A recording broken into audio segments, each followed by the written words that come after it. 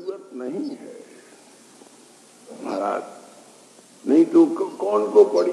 उद्धव से हाथ जोड़ रहे हैं, हाहा खा रहे हैं, खुशामद कर रहे हैं, अनुनय कर रहे हैं, विनय कर रहे हैं। गच्छोद्धव ब्रजम सौम्य पित्रोर्नौ प्रीतिमावह गोपीनाम मद वियोगाभ्यम मत संदेशैर विमोचय। भगवान ने सारा, हे उद्धव, हे प्राण प्रिय, उद्धव माने हे परम प्रिय, उद्धव को उद्धव ही संबोधन कर दिया, उद्धव को उद्धव संबोधन कर दिया, उद्धव नाम दिए। लेकिन यहाँ तो उद्धव नाम गच्छोद्धव क्यों कहने में तो अक्षर अच्छा नहीं लगता। अरे रवि जाओ ना, तो उसका है हे प्रकाश पुंज गच्छ, हे आलोक माला लसित पुरुष मदीय सख्य गच्छ। तत्संबोधन में वैशेष्य विशेषण संगति। यहाँ कहते गच्छोद्धव, हे प्राण प्रिय उद्धव, ऊर्धा सबसे एकमात्र एक ही ऊर्ध वृत्तियों का संसेव्य कृष्ण ही जिनका धव है, कृष्ण ही जिनका प्रिय है, कृष्ण ही जिनके प्राण हैं। तो वो जब श्री कृष्ण को वो अपना प्राण प्रिय समझ रहा है तो नाम को विशेषण कर दिया, संबोधन कर दिया ठाकुर ने अष्टमी विभक्ति में ले जा करके। हे उद्धव, हे प्राण प्रिय, हे दयित, हे सखे, गच्छ अनुनय युक्त जा। मैं आ खाता हूँ, गच्छ आदेश नहीं है, आज्ञा नहीं है, अनुनय है। हाथ जोड़ता हूँ, हाथ मेरी फॉर माई सेक, मेरे लिए मैं बहुत एहसान मानूंगा, तेरा ऋण कभी नहीं चुका सकूंगा। गच्छ, अरे कहने के लहजे में अर्थ है,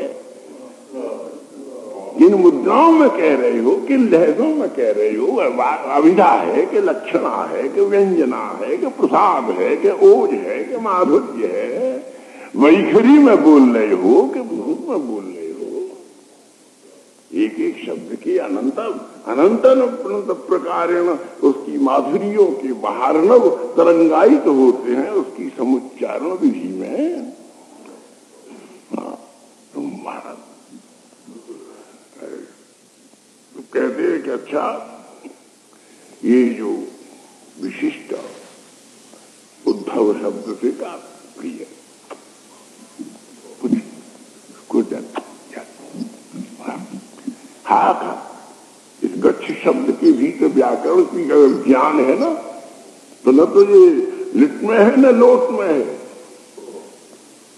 ये अति आर्त होकर के अनुनय कर रहे हैं श्री कृष्ण, जबकि श्री कृष्ण को उद्धव के वन में जाने का स्वार्थ नहीं है, स्वयं उद्धव का ब्रज में जाने उद्धव से अनुनय कर रहे हैं। ठाकुर जी तुम्हारे आगे रो रहे हैं, प्रार्थना कर रहे हैं कि इन लोगों के चक्कर में तुम पड़ो, मुझे आपत्ति नहीं है, लेकिन ये तुम्हारी जिंदगी में जहर और दुख घोल देंगे। लेकिन तुम अगर एक बार मेरी ओर अनुनय पूर्वक अवलोकन करो तो तुम्हारी प्रत्येक शिरा में जिनमें दूषित रक्त बहता है उनमें ब्रह्मानंद समाधि दुर्लभ रसधारा का प्रवाह हो जाएगा। वो किसी निमित्त से महलों में जाने के लिए सीढ़ियां बनती हैं। अपर स्टोरी में अगर जाना है तो यू रिक्वायर स्टेप्स। सोपान सापेक्षा वर्तते भक्ति दत्तते। स्त्री एक सीढ़ी हो सकती है, एक शरीर एक सीढ़ी हो सकता है, दूसरा शरीर दूसरी सीढ़ी। बोले सीढ़ियों पर चढ़ने तक की संगति है, सीढ़ियों पर बैठे रहने की संगत नहीं है। तुम व्यवहारों की और आसक्तियों की सीढ़ी पर चढ़ करके मेरी कृपा के महल में क्यों नहीं आ जाते? क्योंकि सीढ़ियों पर रस नहीं मिलेगा, रस तो कक्ष में मिलेगा, और कक्ष में भी नहीं मिलेगा, अंक पर मिलेगा कि पर्यंक पर मिलेगा। तदैव रसवर्तन है।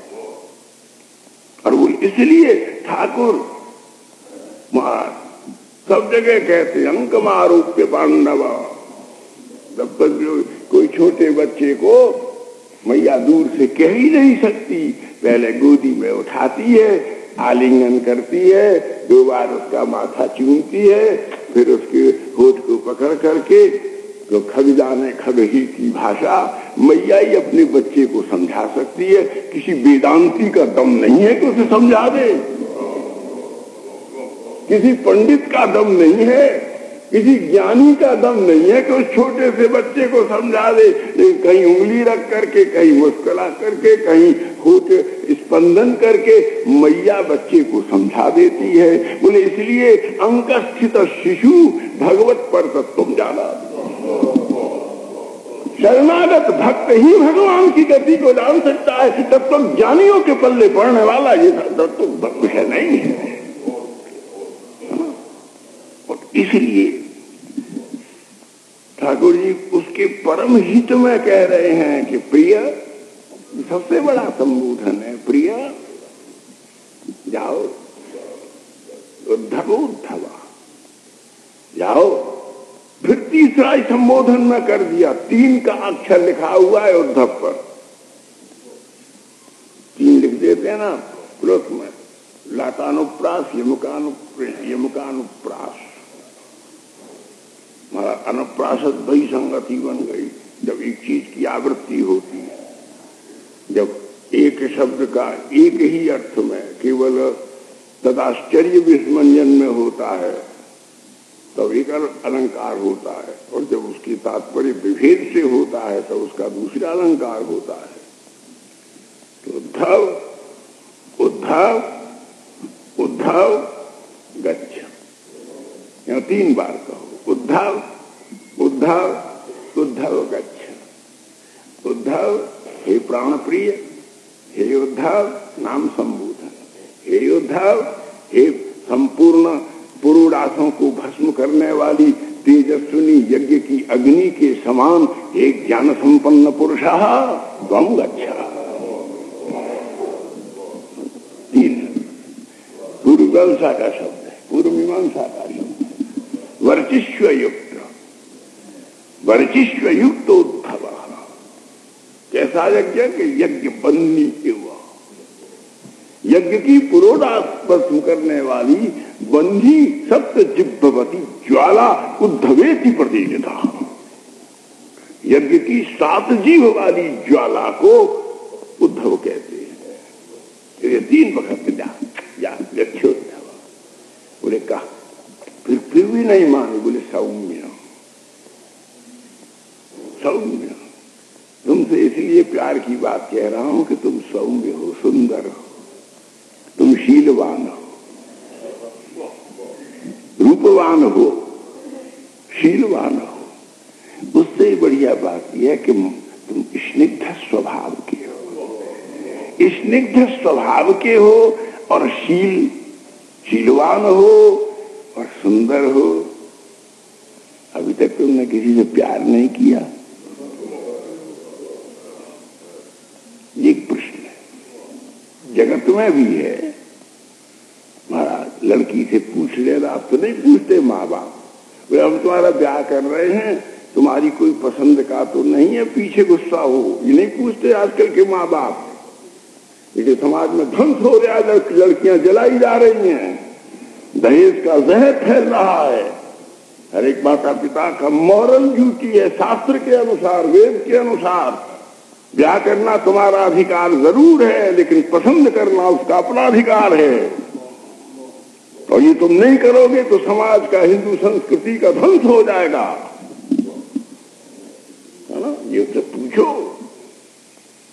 और कोई गलत हो तो समझाओ उसको, उससे एडजस्टमेंट करो, कंप्रोमाइज करो, उसको अपने सहमत करो, स्वीकृत करो। अधिकार हैं, मॉरलिटीज हैं, ह्यूमन लाइक बिहेवियर्स हैं, ये जबरदस्ती रस्सी पशु की तरह से बांध दो। तो इसी प्रकार कहते हैं कोई उद्धव तुम शीलवान हो, तुम सुंदर हो, तुम अत्यंत विद्वान हो, कुलवान हो, गुणवान हो, धनवान हो, पदवान हो, महामंत्री हो, यादव महासाम्राज्य के महामंत्री हो, बुद्धि सत्तम हो। अरे छोटे मोटे थोड़े भगवान बृहस्पति के शिष्य हो, विश्वविद्यालय से जिससे तुम आए हो, ये गौरव कि हम तो काशी विश्वविद्यालय के ये हमने डिग्री ली है। एक विद्यार्थी वो गौरव करता है, एक काशी विश्वविद्यालय या मद्रास यूनिवर्सिटी या कोयम्बटूर का यूनिवर्सिटी ये गौरव करते हैं। अरे वो तो हमारे स्नातक थे, डॉक्टर राधा कृष्णन हमारे विद्यालय में पढ़ते थे, हमारे कुल। एक वो है जिसका गौरव विश्वविद्यालय करता है, एक वो है विश्वविद्यालय जिसका गौरव करता है। बोले तुम्हारा गौरव उद्धव ये है कि आज कश्मीर का महान विश्वविद्यालय तुम्हारी महिमा से गूंज रहा है, तुम महास्नातक हो। इतनी उपलब्धि है, इतनी अचीवमेंट्स हैं, कोई कमी नहीं है, कोई माइनस नहीं लग सकती, लेकिन फिर भी कुछ नहीं है, क्योंकि तुम किसी की प्रेमी नहीं बने, तुमने प्यार नहीं किया। और देखो फिर ये कोई मिला नहीं ऐसा। तुम झूठ क्यों बोलते हो?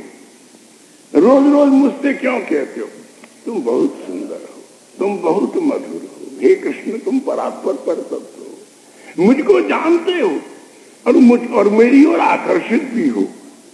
लेकिन एक बार करो ना, इतना मैं तुम्हें पसंद हूं, इतना मैं तुम्हें पसंद हूं और इतना ज्ञान तुमको मेरा है, तो एक बार मुझे प्यार क्यों नहीं कर लेते? एक बार मुझे प्यार क्यों नहीं कर लेते? तो उद्धव ने कहा कि वो भूमि नहीं है। बोले जमीन में एक्वायर करा देता हूं, इमारत तुम बना लेना। बोले क्या बोल गच्छो ब्रजम सौम्य, प्रेम करने की भूमि वहां दान करती है किशोरी।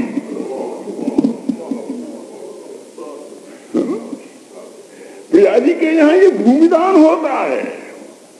बोले तुम्हें ठाकुर को प्यार करने वाला संस्कार नहीं है, तुम्हारे भीतर यदि पात्रता नहीं है, तुम्हारे भीतर वो मणिमसृण भूमि नहीं है, तो लो हृदय मेरा ले जाओ, प्यार गोपाल को कर लो। इसलिए ये जानते चाहता नहीं है कि ये बंधे किसी में, ठाकुर बड़ा चालाक है, बनता नहीं है। लेकिन इस महामुक्ति के अधिष्ठाता को अपनी कीली से, कुंद से आज बांध दिया है हृदय में। बोले किसने? उस किशोरी ने प्यार करने के लिए जब प्रवृत्त किया है, तो प्यार निभाने के लिए इसको मजबूर कर दिया है। इति मुकुंदा। इसलिए ये जो परात्मा पर चैतन्य भूमिका है, उद्धव से कहते हैं ब्रज गच्छम, जाओ। और कहा? बोले गोपी नाम मद वियोगा भीम, मेरे प्यार के समुद्र में वो डूबी हुई है, वो तुम्हें मिलेंगी नहीं और तुम जाने की भी हिम्मत नहीं करना। बोले मत संदेश ही विमोचय, विमोचनम भवत्री स मुकुंद। तुम मेरा संदेश कहना, तुम मेरा संदेश कहना, अर्थात मेरी कथा कहना, मेरी लीला कहना। लीला क्या है?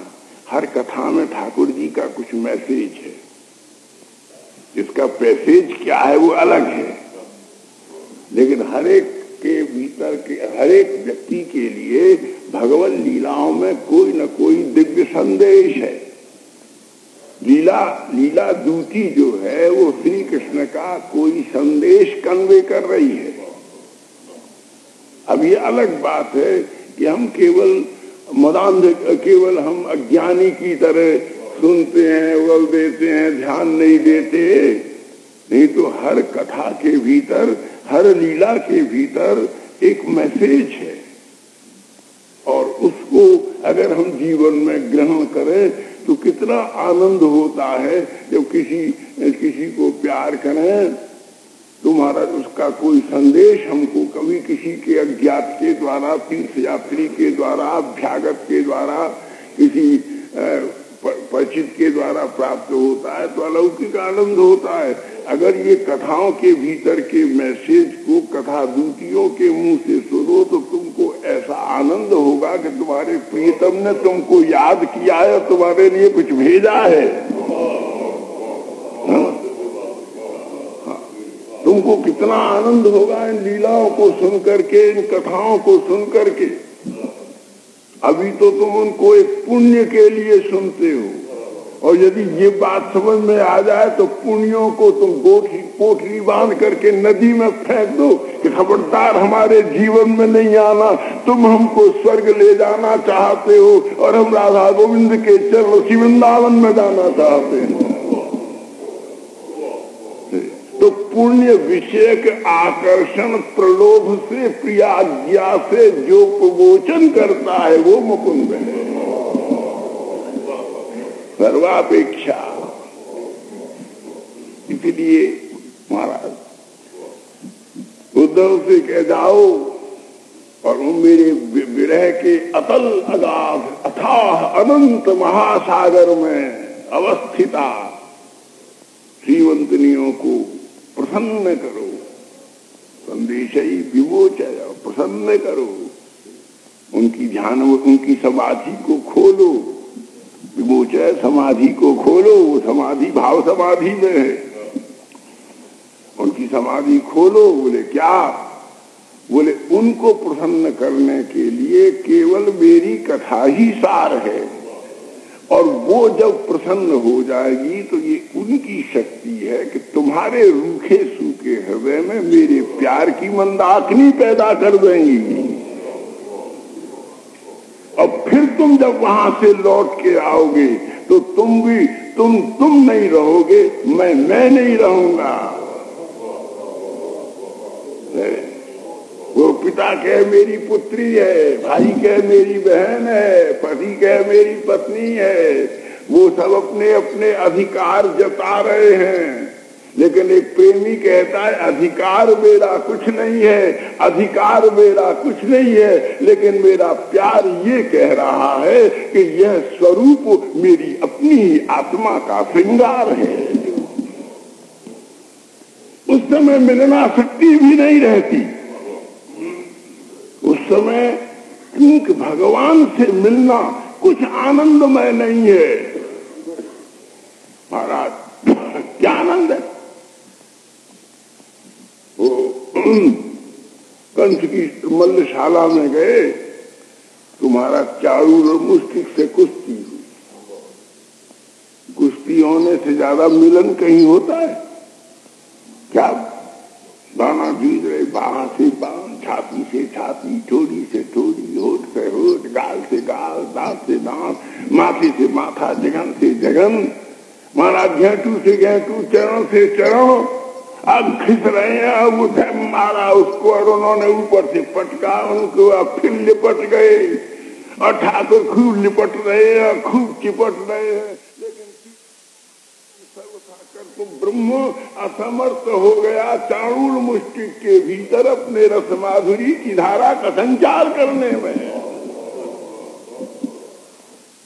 असमर्थ हो गया। अरे इनमें जाता ही नहीं है रस। तो बीना बजा करके नारद जी ने कहा ठाकुर ये नहीं होगा तुमसे, ये तुम्हारे बस की बात नहीं है। इन्होंने किशोरी चरण रेणु सेवन नहीं की है, इन्होंने रसिकों का संग नहीं किया है, इन्होंने सत्संग में बैठ करके महात्माओं के मुख चंद्र से निर्गलित हरि कथा सुधा धारा में आत्मवृत्तियों का अवगाहन और प्रक्षालन नहीं किया है। इनके भीतर तुम सर्व सामर्थ्यवंत होकर के भी स्विषयक रस का संचार नहीं कर सकते हो, इसलिए इनको वृंदावन भेजो, जो एक बार वहां की चरण रेणु से अपने माथे को मा जाए और उनकी रेणु से अपने हृदय को चंदनालेप से शीतल कराए। फिर तुम इन पर जब आंख चलाओगे और इनको देख के मुस्काओगे तो इनके हृदय के सागर में रस की तरंगें उठ रही। तब उनकी जीवन संगति है। लेकिन और उस समय ठाकुर जी भी अपना दम लगाएंगे, अपनी ताकत लगाएंगे कि इस जीव के सबसे बड़ा देखो देवाराधन जो है, 1 मिनट में कह करके आज विश्राम करते हैं कि जितना भी देवार्चन है, देवाराधन है, जितनी साधना है, बंधुओं बड़ी गलतफहमी हो गई है। क्या करें? वो गलतफहमी ये हो गई है कि हम फल प्राप्ति के लिए इनको कर रहे हैं। फल प्राप्त करना और फल प्राप्त कराना ये ईश्वर की भी सामर्थ्य नहीं है। अस्ति चेदीश्वर कश्चित फल रूपेण, श्री कृष्ण कह रहे हैं कि गोवर्धन लीला के पूजन के समय, गिरिराज जी पूजन के समय में स्वयं कृष्ण कह रहे हैं कि अगर पैसे तो ये फल, ये कामना करने वाले और कर्म करने वालों का कोई ईश्वर ही नहीं है, इनका कोई ईश्वर नहीं है। बोले क्या कहते हो? बिल्कुल, अगर इनका ईश्वर होता तो ये कब्र पर चादर चढ़ाने नहीं जाते। अगर इनके पास इनका कोई ईश्वर होता तो अपने ईश्वर, अपने इष्ट को छोड़ करके ये दूसरे की कब्र पर दिया नहीं जलाते। ये वहां जाकर के नाक रगड़ करके बेटा बेटी नहीं मांगते। ये इनकी निरीश्वरता की निष्ठता है। एक इष्ट निष्ठा की कमी के कारण ये कब्र पर दिया जलाना अपने मन की बुद्धि के श्रद्धा के दिया को जला बुझाना है। उनको तो सत्संग की ओर आना भी नहीं चाहिए जो ऐसा दुष्ट कर्म करते हैं। ये दुष्ट कर्म है, सत्कर्म नहीं है। स्वधर्मे निधनम श्रेय परधर्मे भयावह। गोविंद जैसे इष्ट को पा करके और मुर्दे की कब्र से आशा करते हो, बुद्धि का दिवालियापन है, बुद्धि की दुर्दशा है। उनको न वस्तु मिलेगी, न सदगति मिलेगी, न सद्बुद्धि मिलेगी। मौत के समय वो अपनी भूल को जब देखेंगे तो हाहाकार करेंगे, समाधान कुछ नहीं होगा। इसलिए कर्म की निषेध वेदांत ने इसलिए किया कि कर्म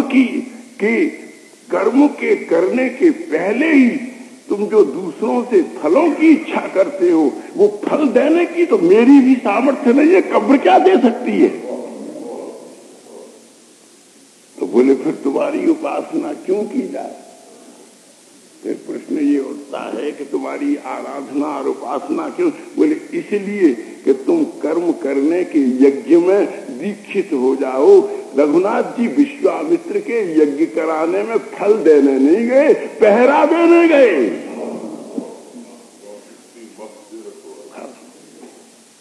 वो यज्ञ के प्रहरी होकर के गए थे।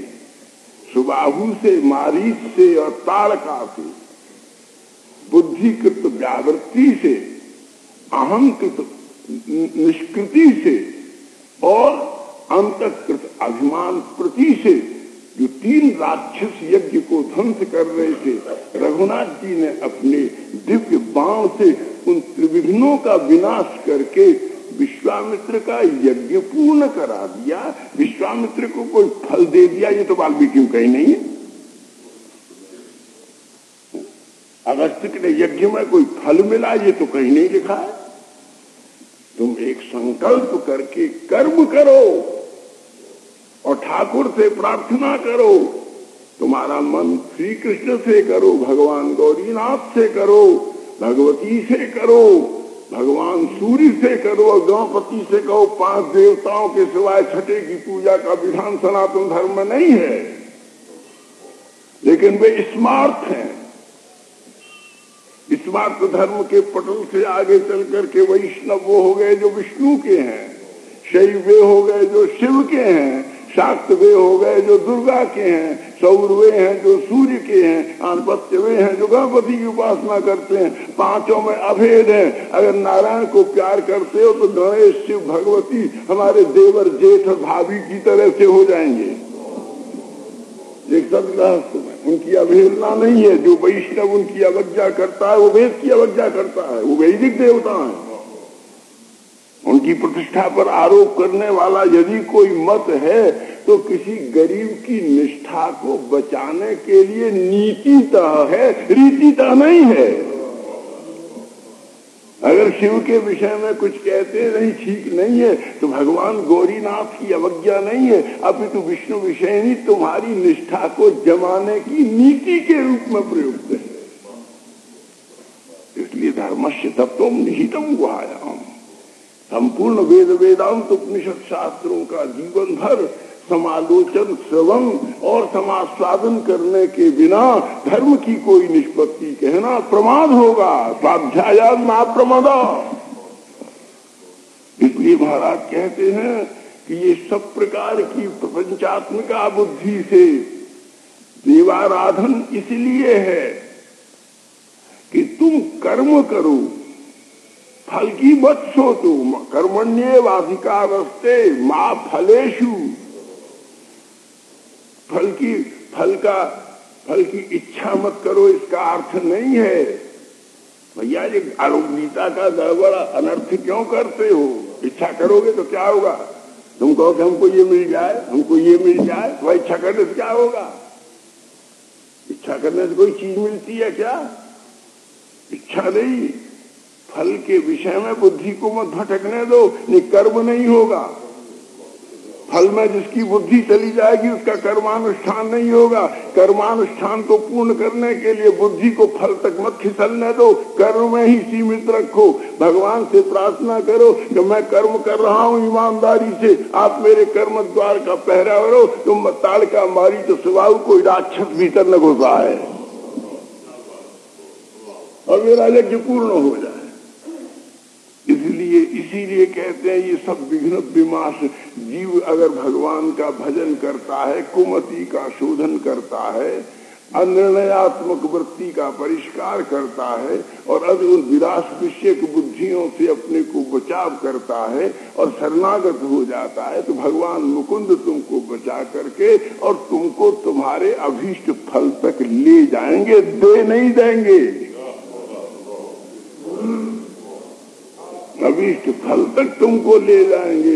इसीलिए कहते हैं कि देखो गोपी राम मद वियोगा भीम, तुम इष्ट निष्ठा को और इष्ट के प्रति प्यार प्राप्त करने के लिए उद्धव जाओ और उनसे प्यार की भूमि लाकर जब तुम मुझे प्यार करोगे तब तुम देखोगे कि आज मैं केवल तत्व ज्ञान और समाधि वेद्य पुरुष नहीं हूँ, मैं तुम्हारी आंख और हृदय में खेलता हुआ तुम्हारा प्राणनाथ प्रियतम हूँ। और फिर उसका चिंतन कल